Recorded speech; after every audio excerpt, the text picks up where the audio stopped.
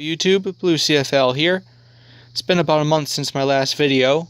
I've been busy with work and everything.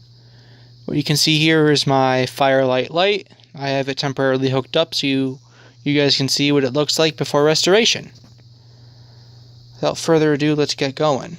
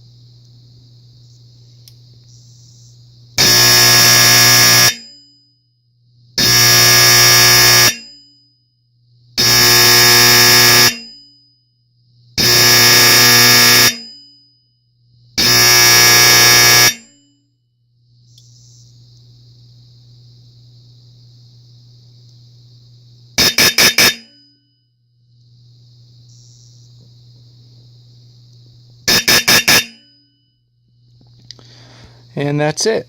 Sorry about the shakiness again, but I do have a new camera and a tripod. I just have to get everything squared away with that, and possibly the next video, the video after that, I will have that working. Thank you for watching. Blue CFL out.